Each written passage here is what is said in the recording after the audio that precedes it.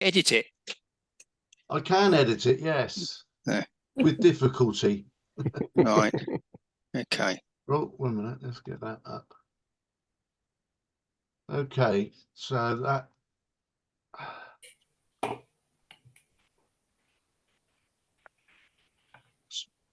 Okay. So when you're ready. Yeah, I'm fine. I'm ready. So Okay. Dennis has very kindly offered to give a presentation on genres in photography, I believe. Yeah. Genre in photography. So over So to you. Thanks for yeah, doing thank that. you. Yes. Unfortunately, because of traffic problems today, I didn't quite get it as pretty as nice as I wanted to, but it's nearly complete. So I'll fill in the gaps. Okay. So genre. But what do we mean by genre? So it's obviously the category or style of photography that defined by the subject matter or purpose of the image. And a nice bit of a glossy finishing off there from that paragraph. They serve as a way to classify and organise the diverse world of photography, providing a framework for photographers to explore different subjects and styles. And there's a reference where I found that wonderful quote from.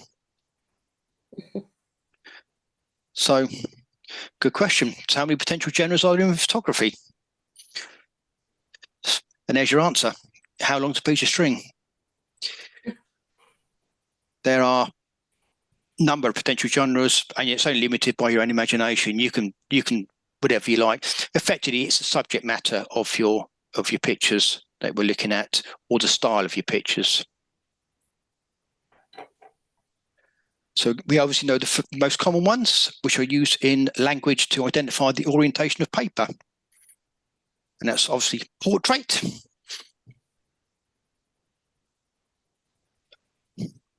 I got this quote off the internet, and it said, nearly always a person, occasionally an animal.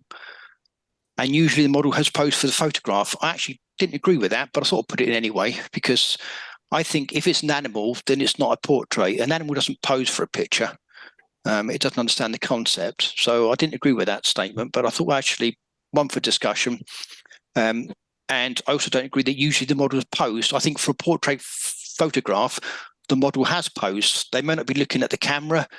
They may be doing the classic catalogue pose, looking in distance, but I think it's posed. To be a portrait photograph, in my view, has to be posed for.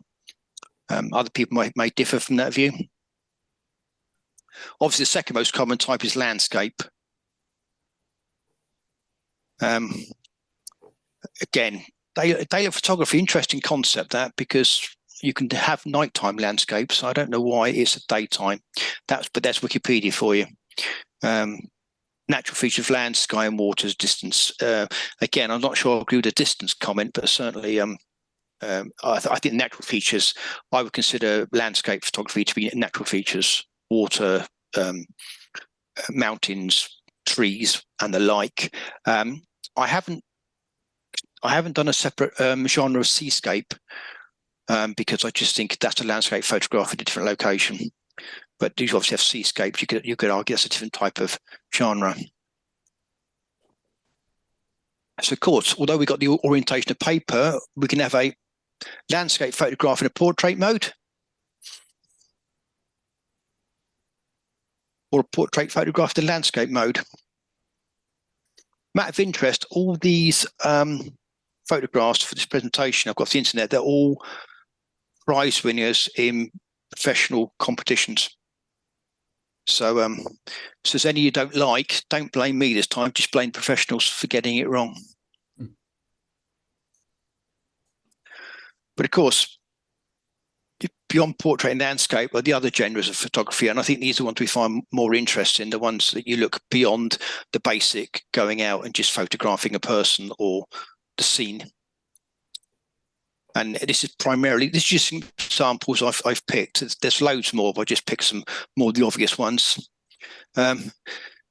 Obviously, for an aerial photography, you either need a drone or a balloon or something to get you airborne.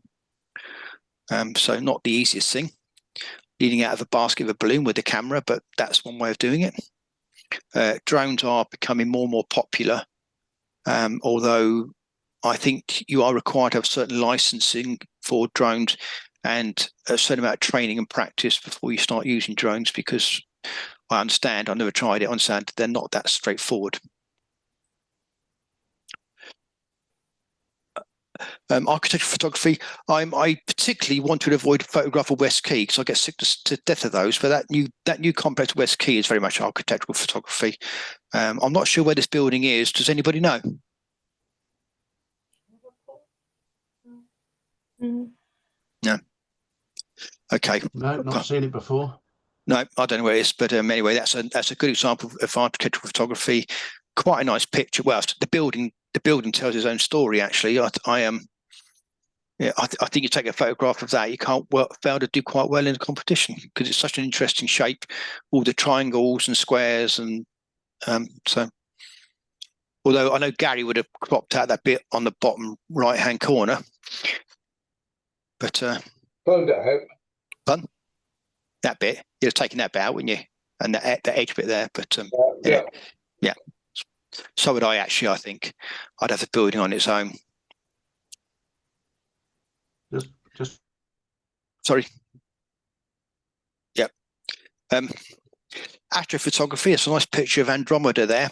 Actually, that picture you can take with a reasonable lens on your camera, obviously a tripod, and a decent length timed exposure. Although it's another galaxy, Andromeda, with a decent zoom lens, you can do that your own. Probably the lens, you've got your own cameras, you could reproduce that photograph. You obviously need to go somewhere very dark, so there's no light pollution, and just point your camera at it on its maximum, or probably on its maximum length, maybe just one below that, and just put it on a quite a long time setting.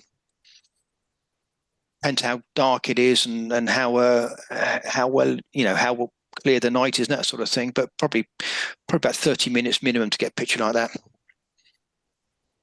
It's quite nice, isn't it? So I had to do a bird on the stick, I suppose.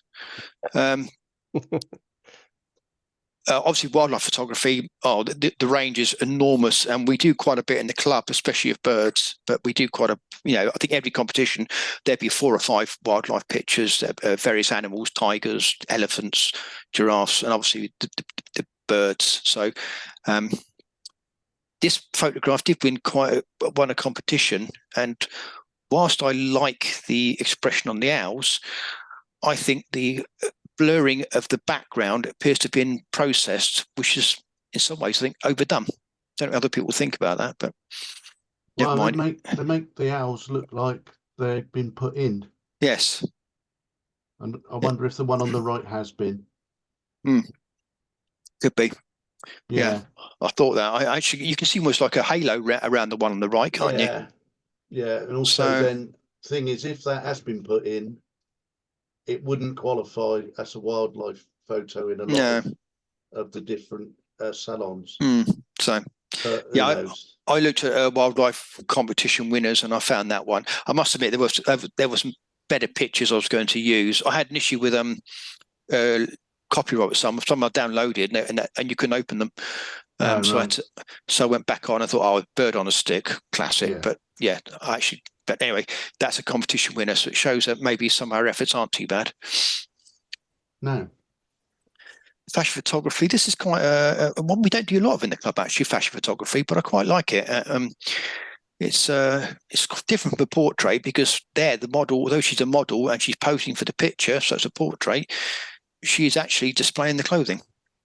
Obviously, that's a magazine cover, but it's something we don't do very much at all in the club. So I think next week we're going to dress Gary up in the latest fashions and have a go at that. I look forward to that. Skirt. Well, actually, you're such a fashion icon. You can just wear your normal stuff, can't you? We can, as long as you wear a jumper. So. I suppose the thing is, it's a fine line between fashion and a portrait, isn't it?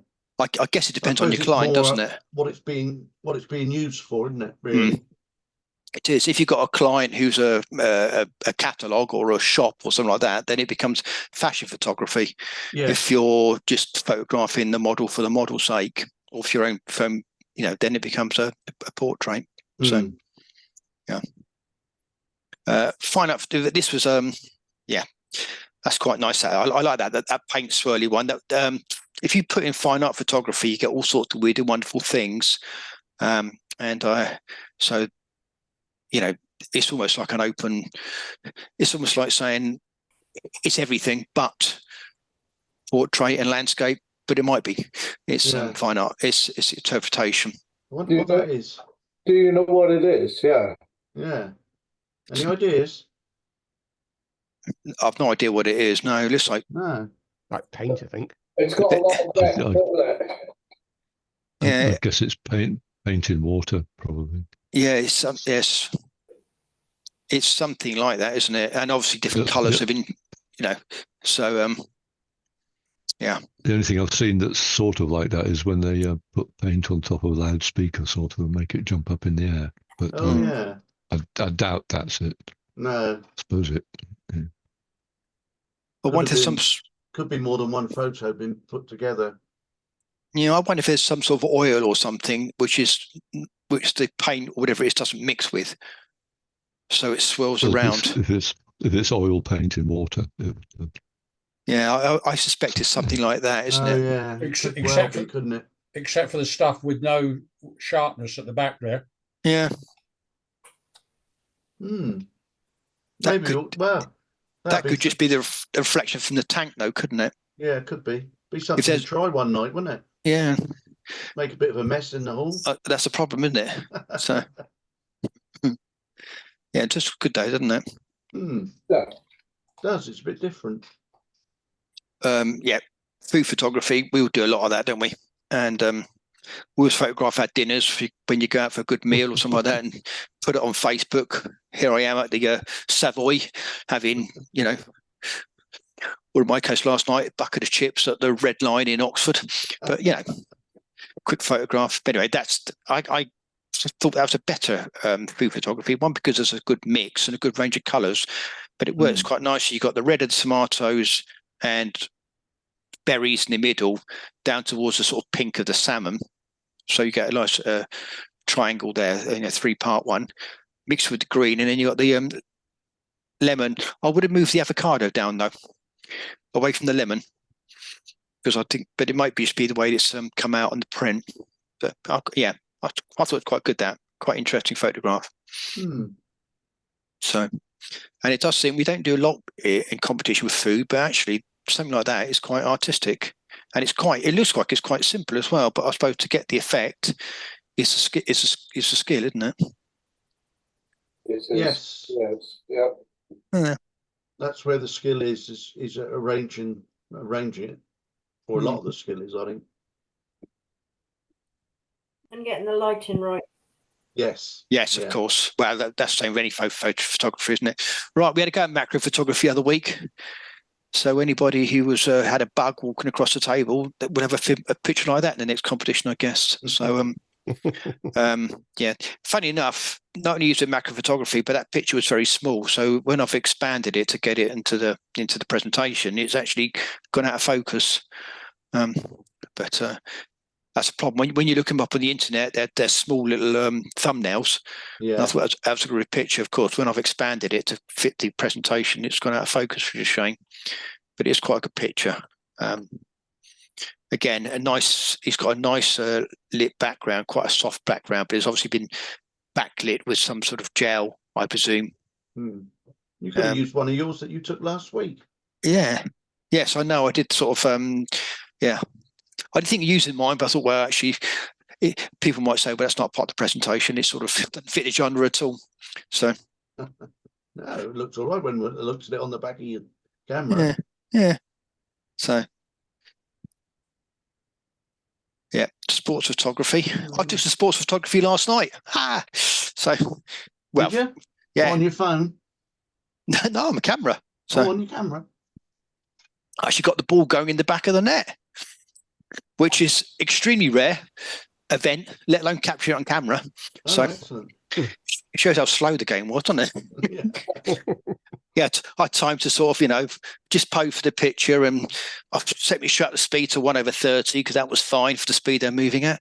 So no. So anyway, sports photography, yes, it's a whole field in itself, and it's actually fairly tricky because if you look at the picture in the middle, the camera of the football, the problem is things like that is lighting. It's a floodlit game, so you'd have to have probably quite a wide aperture and fast shutter speed, and crank your ISO up. And there's obviously a danger then of noise.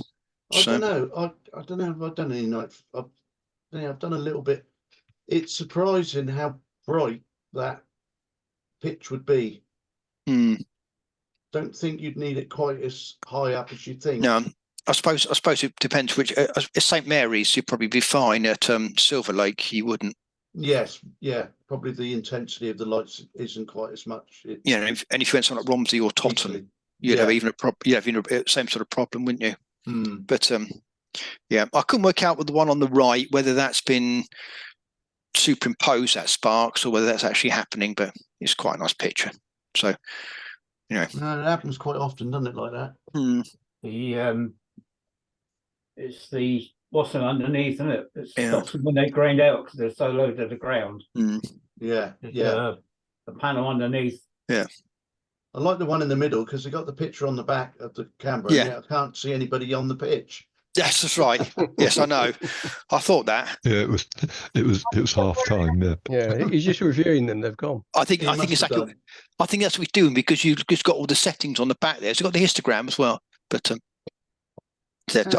yeah, I think the one on the left's a phenomenal picture. I think that's absolutely brilliant. The motion, but he's got that guy on the right hand side, his top half or his face in focus. Yeah, and I think that's absolutely a superb picture. So that one, Sports Picture of the Year it was in whatever competition it was. Did it? I can't remember when it was, but 2 or 3 years ago now. But it's the only thing he won that day, though, wasn't it? It was actually, yeah. He's about 5th there, or 5th or 6th. Yeah, but you don't know how far they've got to the end, do they? No, that's true. It's true. He might have caught them up. Yeah, and the bloke in the middle was offside anyway, so that's fine. You'd have to draw the lines, mate. Well, that's the thing. It's perspective because he's actually sideways on the photographer, so that guy on the right could be winning. Actually, could be. You're right. Yeah, so. Just the angle, isn't it? Yeah. Again, sports photography, something we don't. It's. I think it's often availability and of us doing it. We see quite a lot of motorsport photographs in the club, and a few other ones, but it's a case of. You often need permission to start taking photographs to events like that. Yeah, I put that football one in, didn't I? And it didn't really did score very well. And there wasn't really a lot wrong with it. But I think if people aren't into sports, they tend to think it's not doing much for them. No, none of my football photographs have done very well. There again, none of my photographs have done very well, so that's not so. Well, you've been consistent. Yeah, that's true. Yep. Street photography. This is I think we all like street photography. It's great. When you don't get beaten up, it's a really good thing to do. I think the picture in the bottom left, again, it's brilliant. The little girl and 3 telephone boxes. I suspect that's been posed for actually, but it still looks really good. And I don't think it's. I wonder if that is true street photography. That one on the bottom left. I think that's possibly been posed for. But it's if it was posed though, you'd have a look into camera though, wouldn't you? Yeah, well, no, just to tell her to walk towards the telephone boxes. But okay. Yeah, it might be natural. If it is, I'm a bit concerned that you got. I think she's going to go phone for help because you've got a 2-year-old out on the road without a parent or anyone in sight. So it's got to be an old photo though, because you're not going to find 3 phone boxes on any street now, are you? No. Up in London, you will. Yeah. Even with everybody got mobile phones.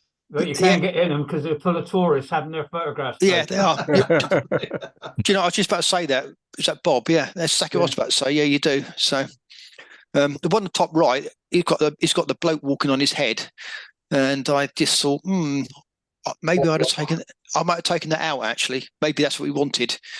It's got the the guy on the skateboard, he's actually got the guy walking on his head on the crossing sign. I don't know, maybe that's the effect. It's quite interesting, isn't it? It's unusual. So I think perhaps he intended it because maybe did. Walking, aren't they? Except to the guy on the skateboard. Yeah. And there's no motion on the skateboard, so whether the guy's actually deliberately posed in that position. So possibly. Yeah. He's looking a bit strange for somebody that's riding a. Well, I think you find in all these professional competitions, it's often the winners aren't true to their genre, are they? They're not natural, and they're posed for or created or whatever. But I guess that's part of the game. Yeah.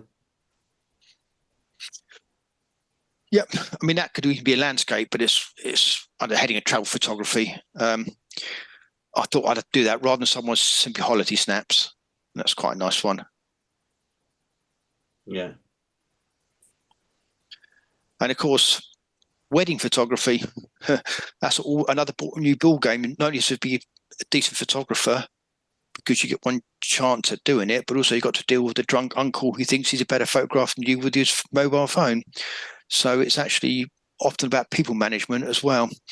You haven't got cooperative models of wedding photography. So it's and I know that I'm talking to some experts in Bob and Jackie on this subject, but it's actually something that is quite tricky to do.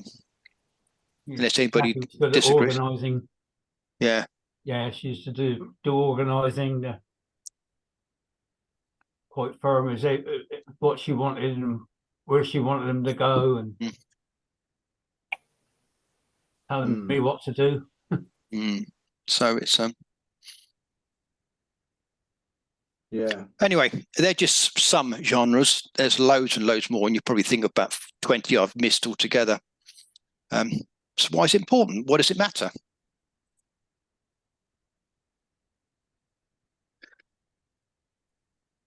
You may disagree with that statement, but I think if you go out with some project or plan in mind, you're far more likely to get what you want.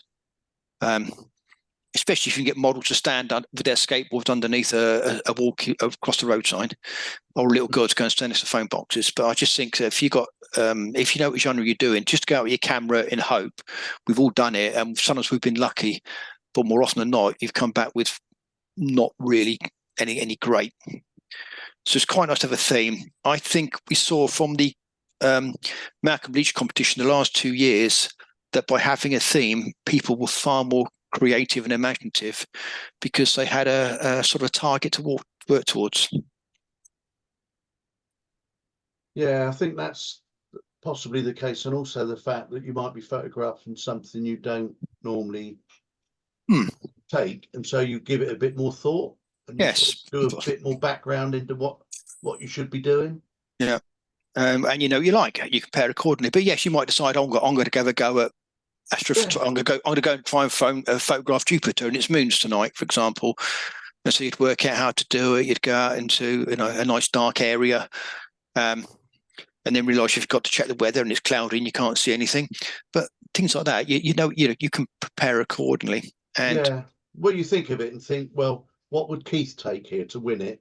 Yeah. Shall I try and do the same? Well, exactly. And fail. Yeah. Right. And you have the right equipment and not too much. And I speak from experience here. Recently, I did a photo project in the New Forest. And I went out and I thought, right, so I had a great big camera bag, I had reflectors and 3 flash guns and camera and tripod and, I didn't have a blanket to lay on, which I should have done because I had to get down quite low. It was cold, it was damp. I had all sorts of bits and pieces and it was really heavy to carry. And when I got there, I used my camera, 1 flash gun, and that was it. And so all this stuff with me, which I was lugging around on my back in the forest, and I didn't use half of it. So if you know what genre your subject, you'll be able to plan better and you have the right equipment with you. Conversely, you might go somewhere and think where you want, I wish I'd brought that with me. You might go out, it's dark, and thinking, I wish I brought a flash with me. And difficult. and a spare battery. So it's it's just, I think you learn by your past mistakes. Yeah, you do. You know, you go out, like you say, you go out and get out there and you got too much, or you get out, probably even worse when you get out there and you find you've got something missing that you should have taken. Yes, but it can be almost challenging when you got too much with you, especially when you're trying not to drop anything or lose it or forget what you've got and that type of thing. Yeah, and it's heavy. All depends where you're going and what you're doing, I suppose, doesn't it? Yeah. But there's a bit of a side. You've got to walk from the car. Exactly. I mean, it's a bit of a side. It's not really a genre subject, but it is making the point that it's useful to have an idea of your genre before you start. Not always. You know, you always, who was it had the classic shot of the cloud the other week when they went the other side of the mountain, where they said they just went back and caught the clouds and sunset at the perfect moment. So they do happen sometimes where you're just in the right place at the right time. Keith does it every week, and we do it once in the blue moon. But you know, it was Keith's picture of the poster of the girl looking at the bloke, or the bloke looking at the girl. I can't remember what it was now. As he walked past, oh no, it's a guy looking back at the girl walking past, wasn't it? That sort of thing. Yes, that's one of those great moments where you just capture it perfectly. And I don't know the story behind that, Keith, but I presume you saw the location. Thought, right, I just work on it. Yes, well, yeah, I saw the location and I waited for somebody interesting to come into shot, and I couldn't believe my luck. Yeah. I tried that camera cup last week, but I couldn't find anybody interested in coming into shot. So no, you've got to be patient with that. So. And you do look a bit weird if you hang around on a corner with your camera not doing anything. Yeah, that's why certain places you know you don't want to do that really. When I was in Shoreditch the other week doing the photograph of the trains, and that was quite unnerving because it was getting dark and it's not the nicest of areas. You know, if you're around when I was about Tower Bridge and that sort of thing, you're fine. Everybody's got a camera. So, but not so much in more remote locations. So, yeah, it was. We had a talk last week from a bloke that did a lot of street photography and he was trying to do 100 photos of people he didn't know, and he said the best places to go are sites where people would expect to see cameras because you don't stand out quite so much and nobody takes so much notice of you. Yeah, but you're struggling there to get the more interesting photographs, aren't you? Well, that's true, yeah. Which is why I think a lot of street photography is posed for, like the pictures earlier on. I think it works quite well. So yeah, I think it's. They're not all. I'll say they're not all posed. A friend of mine who's really into street photography in London, he actually got one of a guy in a mini skirt with high heels and a luxurious beard holding another guy by the throat, and he wasn't very happy.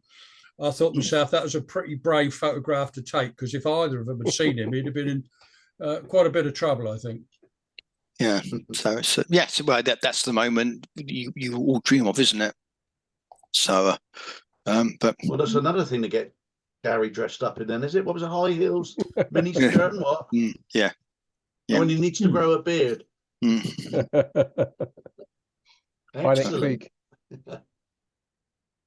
I'll enter that. Okay. So moving on, careful how you type that into Google, because you get it wrong and you know it. And I must admit, I've not looked at spell checks. So there might be a few errors coming up, but you probably find a lot of entries. Yes, you would actually. Oh dear. Okay. Now, unfortunately, this part of the presentation is a bit that upset me, because I had some really phenomenal pictures, but when I went to put them in the presentation, they wouldn't open, and there was some sort of breach of copyright or whatever. So whatever they'd put onto the pictures on the internet, they'd had some sort of protection on them. So I've had to find some other ones, and they were nowhere near as good as the ones I found. So I've got a few examples, but they're not fantastic. But genre bending, basically you take a genre and you adapt it. my picture of the carrots at the Christmas party would be a good example of genre bending. In fact, I should have put that one in. That was probably better than what I'm going to show you now. You know, there was a classic one where a guy put like a hoop, and someone was sat down on a chair, and he put like a hoop in front of it. It looked like they're pushing a wheelchair, and it was really good. I'm going to dig it out and let you forward it to everybody when I find it. When I get another version of it. So these are all supposed examples of genre bending. And this came from an exhibition of genre bending photographs, and I do question whether some of them truly are. The one on the left is quite nice, where I presume they've used, assuming the lighting's natural, and I'm not sure it is, they've either painted her face or they've used a blind or something like that to illuminate. But it looks to me like it's painted, actually. One of them was quite nice. Got the little girl sat on top of the laundrette. And the one on the left has been superimposed on top of it. Yeah, it could be. Well, you look at the shoulder; it's got the straps of a dress or something. And oh yes, shadowed over the top of it. Yeah, that's right. Yeah. So, one on the right's quite interesting. So that one won the prize in this exhibition of genre bending. So, can you just go back to that? The other two, I don't understand what's different about the other two. No, I can't really. But these are all they're all in the exhibition of genre bending, and I can't. That's the problem. It's a shame there's other pictures, but of course I did the classic. I prepared this over the last few days. It's only when I was actually transferring it onto my other computer today that I was doing the run through and checking spelling and that sort of thing. And then there was a problem with the pictures. It wouldn't show them, and it then just jammed the whole system up. Yeah, no, so had to change them. So I basically went to this exhibition and genre bending. Yeah, that was quite nice. Where the tree is forming a hand, or the bush is forming a hand on his face. Not quite sure where that one is in the middle. That looks to me more like a bit of photoshopping. It looks like a model inside a blanket, a sheet or something, doesn't it? It does, doesn't it? Mm. The one on the right, I really do like, actually, where all you can see is the whites of his eyes, and I think, is that a toilet seat he's holding or something like that? It looks like it. I'm not sure what he's holding, but that I think was really quite clever. It's a silhouette, but not quite. Yeah. And it must have been very difficult to light that, to get his eyes to light up like that. Well, that's probably 2 photos, isn't it? Possibly. It says it's supposed to be one, but who knows? That was supposed to be I forgot now, one of these sort of cartoon characters playing snooker. Again, I'm not quite sure what the artist was trying to do. And that's a classic, imposing, shining your computer onto the model. And that works quite nicely. I've tried that technique before. It actually didn't work quite as well as that, but it's quite interesting. So, not the best pictures of genre bending, but limits. And finally, nothing stopping you mixing your genres. So why not go for a black and white portrait, landscape, street photography, all in one, including all the copyright labels all over it as well. Which so that was so nothing to stop you. That's the whole thing with genre. Yes, it's the subject, it's the title you're looking for, it's what you're trying to achieve. But within each genre, there's so many options and interpretations. But sometimes it is worth thinking about it before you set off. What am I trying to achieve? What's my genre? What's my end game? And hopefully we might get some better pictures, which is the object of the game.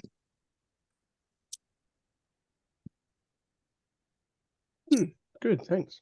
There you go. Thank you. That was